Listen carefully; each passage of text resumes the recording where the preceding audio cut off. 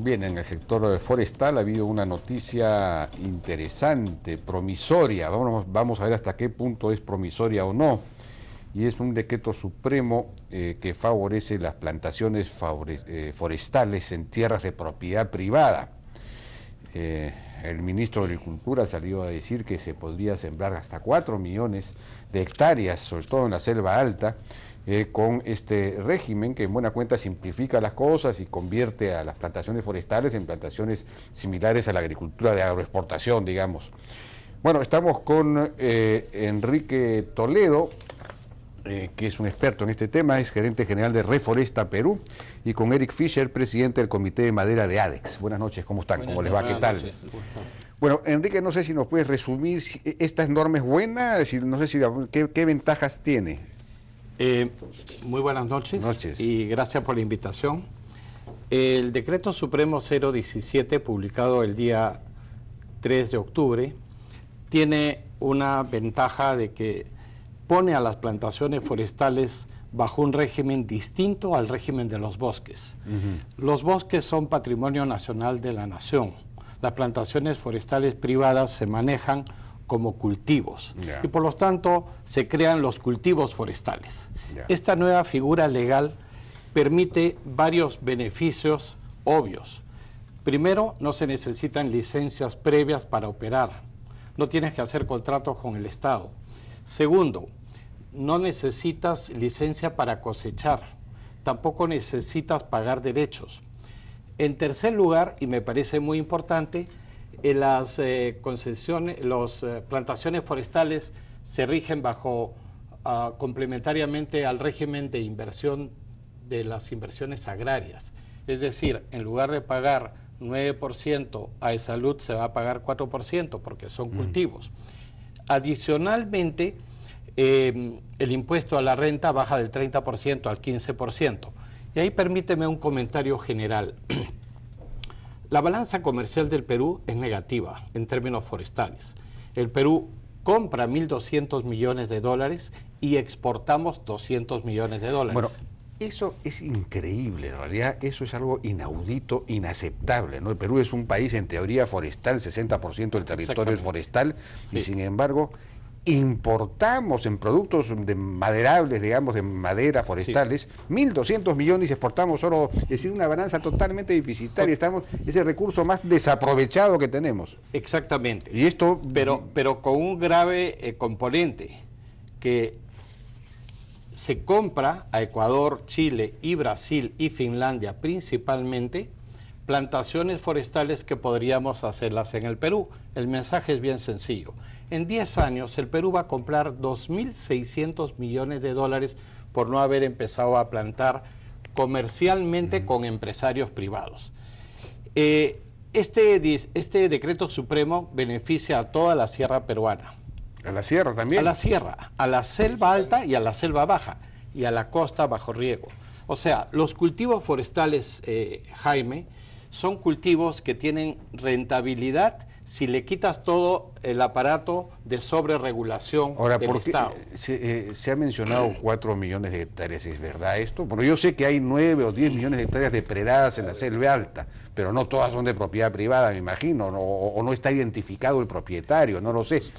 Si me permite, al respecto, el tema pasa por lo siguiente. Mira, el Perú somos una gran oportunidad, pero de hacer un acto, tener un hecho concreto, hay un tramo largo por caminar. Al respecto, sí, en términos de bosques similares a los de Chile, que son negocios distintos al del bosque primario tropical, podemos decir que tenemos una aptitud para excelentes tierras, entre 3,5 millones de hectáreas y 4 millones de hectáreas, que podrían ser de un gran nivel de productividad, que están en los Andes peruanos. ¿En los Andes? En los Andes, en la sierra. Pero ese bosque está principalmente, o esos territorios están en manos de comunidades campesinas.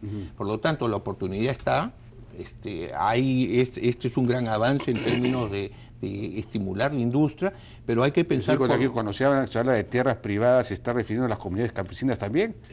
Solo si me permites. Mira, complementariamente a lo que dice Eric, en los Andes peruanos hay 2 millones de hectáreas que tienen aptitud forestal y que tienen carretera, tienen energía, y que lo que se busca ahí es una alianza estratégica comunidad campesina empresario privado.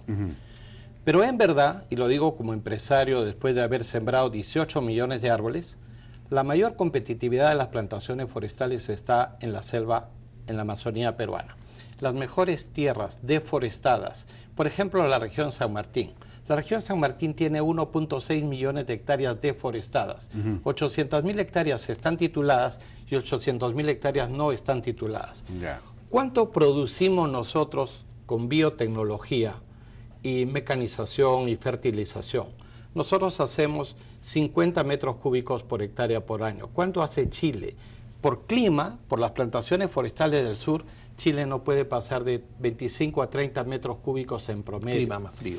Y entonces nosotros, por estar en el trópico, en realidad somos más competitivos que las plantaciones forestales chilenas. ¿Cuál es la diferencia? Y ahí Eric hizo un buen comentario. La diferencia es que Chile tiene propiedad privada hace 100 años y Chile desarrolló ciencia y tecnología forestal y cada empresa chilena tiene entre 200.000 y 800.000 hectáreas. Y por lo tanto, exportan 5.900 millones de dólares y es una realidad distinta a la peruana. ¿Cuál es el reto que tiene Perú? El Perú tiene un reto muy serio a partir de este decreto supremo de empezar a promover primero la titulación de las tierras. ¿Por qué? Porque no es posible hacer economía de escala poniendo 300 hectáreas en una finca, 500 en otra, 200 en otra, y no hay agrupación predial. Ese es un reto del Ministerio de Agricultura. El segundo gran reto es hacer un régimen de promoción al estilo brasilero. Los brasileros fueron muy inteligentes. Ellos plantaron 5 millones de hectáreas con financiamiento forestal. Financiamiento forestal quiere decir, te presto plata, te doy 8 años de gracia y te doy 20 años para que repagues tu plantación. Te doy 12 años para que me devuelvas el dinero. Pero eso en el Perú está fuera de consideración. No debería estarlo, porque aquí hay... 8 años de préstamos en el Perú con 8 años de gracia. Pero te la pongo distinta. A ver, ¿tendríamos que aprender de las lecciones de éxito o no? Y las lecciones de éxito de nuestros vecinos, como Chile, que ha devuelto el 75% de lo invertido al empresario forestal que sembraba, le devolvía en cash 75%. Lo ha hecho Colombia, lo hace Panamá, lo hace Ecuador, tiene una política muy agresiva y está poniendo dinero en las manos de las comunidades campesinas. Entonces, si nosotros no aplicamos las fórmulas de éxito, o sea, nos vamos a quedar en buenas intenciones y el tema, o sea, para preparar este huevo frito habrá que tener huevos, pues entonces ese es el tema. Las plantaciones, si ya hemos asumido el desarrollo del sector forestal, tenemos que repetir los modelos de éxito. Enrique es un gran conocedor, conoce la tecnología, conoce las formas de hacer, poner en valor el bosque, pero necesita un país que lo acompañe. O sea, yo soy un empresario del otro sector. ¿El decreto supremo no basta entonces? Es un gran principio. Por lo pronto va a dinamizar mucho, digamos, a campesinos de la Sierra Central, que tiene un efecto social importante, porque hoy día ese campesino que tiene su parcela de 4 o 5 hectáreas o 2 hectáreas, tiene sus arbolitos, y para venderlos, antes era un sacrificio, o simplemente ni los cultivaba o no los podía vender. Hoy día hay una gran masa que atiende a las minas de socavón en Sierra Central, y eso va a ser muy bueno y va a tener un efecto que va a dinamizar sectores afligidos de la economía. Pero es una pequeña parte, un pequeño beneficio que no vamos a lograr el grande si no cambiamos la visión de país y entendemos la magnitud del negocio, tanto en el bosque tropical amazónico como en áreas distintas. Esto supone regresar a la banca de fomento. A ver, ya no existe en el Perú hace 20 años. Sí, correcto. El tema es muy sencillo. El Estado debe aprender a hacer inversiones inteligentes y no estamos pidiendo necesariamente subsidios. No queremos que la caja fiscal se afecte, sino lo único que queremos es que haga un modelo que, como Chile, invierte 500 millones de dólares, son inversiones temporales por un plazo de 20 o 40 años, Chile lo manejó por 40 años, invirtió 500 millones de dólares y exportaron 60.000 millones de dólares. La pregunta, ¿eso es inversión del Estado inteligente o no? ¿Cuál es mejor inversión? Te hago otra pregunta. ¿Por qué el Estado sí ha invertido en todas las hidroeléctricas y represas del Perú para la agroexportación exitoso y felicitamos a los empresarios agroexportadores peruanos por el éxito? ¿Pero por qué tienen éxito? Porque el Estado los acompañó, el Estado les hizo Poechos, Tinajones, Gaito Ciego, Chavimochic, les hizo La Yarara, les hizo todas la puesta en valor de las tierras del desierto peruano. Esa es la realidad. ¿Cuánto invirtió el Estado peruano? Más de 20.000 a 30.000 millones de dólares en los últimos 40 años. ¿Cuánto ha invertido el Estado peruano por los forestales? Cero. Esa es la realidad. Entonces, ¿por qué hay sectores que, como bien dice Eric, sí son bien acompañados por los tomadores de decisión y sí tienen políticas públicas claras para generar empleo, para promover inversiones, para ser líderes en agroexportación? ¿Y por qué no podemos pensar a los forestales que podemos plantar 4 millones de hectáreas? Mira, la cifra del ministro de Agricultura, Juan Manuel Benítez, y de la doctora Fabiola Muñoz son correctas, las cifras son reales. Ahora, pero sí hay 4 millones de hectáreas para plantar, pero permíteme, lo único que necesitamos... ¿Esas 4 millones están tituladas? Ese es su problema. ¿Qué porcentaje está titulado? Más de la mitad no está titulado. Más de la mitad, o sea que se necesitaría un programa de titulación. Exactamente. Bueno, ahí el Estado puede... Ahí ese es un rol claro del Estado. Porque lo otro, bueno, no sé, tenemos los fondos de las AFPs, ¿no se pueden invertir en estas cosas que son de largo plazo? Se pueden, pero permíteme el ciclo de producción forestal de plantaciones. Estaríamos limitando solamente a aquellas empresas que quieran retornos de sus inversiones a mediano y largo plazo, como las AFP. El tema es que hay que promover a todo tipo de empresario. Y para tener a todo tipo de empresario tienes que tener una banca del Estado que te acompañe. ¿Que te acompañe cómo? Es bien sencillo. Te dan una línea de crédito, tú pagas los intereses durante los 8 primeros años. En el año 8 tú cosechas 250 árboles por hectárea, has plantado 1.100 y con eso recuperas tu inversión. Y le das la garantía de la tierra, la garantía de los árboles y tienes un banco agrario potente, pero potente también para el sector forestal. Eso no es subsidio, Jaime, eso es inversión inteligente. Y hay modelos que además nos los están mostrando, o sea, no tenemos que inventar la pólvora. Entonces, este es un gran paso, bueno, es importante, pero... Por ejemplo, el Brasil no es un caso de éxito, ¿no? Es un caso de deforestación masiva. No, pero estamos hablando de temas distintos, por favor. Mira, a ver, cuando hablamos de... Cuando hubo gran presión sobre los bosques, para que no se toquen los bosques primarios de Brasil, lógicamente el sector forestal fue retirado de la jugada económica, pero entraron otras variables, porque la economía busca sus caminos, entonces la soya, la ganadería extensiva, lógicamente un suelo que no era de aptitud o que no era su mejor aptitud, la ganadería extensiva o el cultivo de soya, hoy día estamos viendo los perjuicios ambientales que han recibido. En el caso de Perú no, en el caso de Perú tenemos mucho todavía por salvar, tenemos 17 millones de hectáreas o unas 15 millones de hectáreas para poner en valor de los bosques tropicales. Y aquí quisiera llamar la atención, mira, nosotros creo que tenemos en el tema de las plantaciones forestales un gran esfuerzo por hacer, pero no hemos terminado tampoco ni hemos empezado el de las concesiones forestales. Y si creemos que vamos a tener un país con las capacidades para alentar el desarrollo de plantaciones forestales, bueno, es el mismo país que necesitamos para que las concesiones forestales de los bosques primarios funcionen en la misma capacidad institucional. Porque yo escucho cada vez más escepticismo respecto de si las concesiones forestales funcionan o no funcionan, deberían existir por último o no, porque tú puedes extraer a los árboles valiosos de una concesión, pero después para que vuelvan a crecer tendrías que abrir porque no llega el sol y no crecen los árboles. Te aclaro fácilmente el tema. Nosotros tenemos un buen modelo de concesiones y un marco jurídico, el anterior como el que estamos por reglamentar, bueno, pero nunca instalamos concesionarios. O sea, tenemos un auto Fórmula 1, pero le pusimos un piloto de combi. Entonces, lógicamente, se estrelló. Eso no quiere decir que el Perú tenga una experiencia exitosa de concesiones y sobre la cual podamos hacer juicio. Hay que revertir las concesiones lógico, así es. Verdaderos concesionarios. Pero digamos, es técnicamente factible Nosotros una concesión. Tenemos un modelo. ¿Cómo haces tú para volver a sembrar, si no cae el sol? ¿Cómo crece? Te explico. Cuando tú retiras un árbol, abres un claro de luz y permites que crezcan 5, 6, 8 árboles de la misma variedad o similar. O sea, la regeneración selección natural es una ciencia en el manejo forestal sostenible que ya está demostrada. Ya está demostrada. Así es. Ya, seguro. Ahora, nosotros tenemos una concesión que está bajo manejo forestal certificado, con reconocimiento internacional. ¿Y qué me exigen? Tener rentabilidad económica, tener inclusión social y sostenibilidad ambiental. O sea, también no tenemos que inventar la pólvora. No. Entonces te digo, si tenemos malos concesionarios, no esperemos tener buenas concesiones. El problema es que las concesiones han pasado a los gobiernos regionales. Ese es terrible, porque en la incapacidad de gestión de los gobiernos regionales, cosas buenas no van a suceder, inclusive proyectos de reforestación tampoco van a ser muy exitosos. Y se prestan más bien a asociarse con los intereses de la tala ilegal, como hemos visto en el caso de Ucayali. Correcto. Entonces, esto debería recentralizarse, ¿no? No sé si sea posible. Bueno, tiene que ser posible, pues claro, hay que, en algún momento así es. Hay que enfrentar las cosas.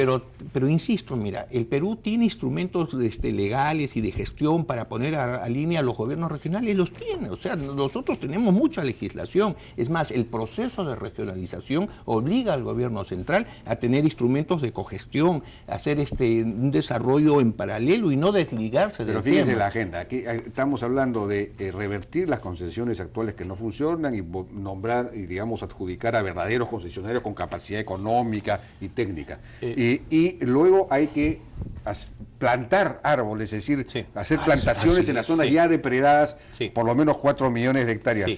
Cosa que incluye sierra. Para la sierra tampoco está claro el modelo de asociación con las comunidades campesinas, o por lo menos la confianza, porque hay un problema de confianza. La comunidad desconfía del empresario, el empresario de la comunidad. Son muchos retos. El sector forestal tiene muchos retos, pero tiene más oportunidades que retos. Y te explico por qué. Tiene mucho más oportunidades que retos. Y voy a explicar por qué. El Perú es pobre porque quiere ser pobre. No es posible que podamos plantar 4 millones de hectáreas en el mapa de la pobreza y no tengamos financiamiento forestal cuando todo el mundo lo tiene, ¿ya? Las minas tienen la gran oportunidad de hacer un programa de cierre de minas mandado por sus reglamentos de la ley de minas, para invertir en plantaciones forestales en selva o en sierra, trabajando con comunidades campesinas o trabajando con empresas privadas de reforestación. Luego tú tienes que estas 4 millones de hectáreas que han sido planteadas por el ministro de Agricultura han sido planteadas bajo una decisión política. Esta decisión política, este decreto 017, Jaime, de acuerdo a lo que nos han anunciado, es el inicio de un programa de promoción de plantaciones forestales que viene del Estado, que viene del gobierno. Entonces, ahora tenemos retos, pero tenemos oportunidades. Por ejemplo, ¿sabes cuánto va a ser el mercado mundial de madera ahora? 480.000 millones de dólares. ¿Cuánto participa el Perú? 200 millones. ¿Quién es el principal comprador de madera? La China. Los brasileros quieren cambiar la posición geográfica de Perú por plantaciones forestales. Y dice, ¿cómo es posible que ustedes están mirando al gran mercado que se llama China y ustedes no plantan 4 millones de hectáreas de esto? Entonces, sí hay muchas oportunidades.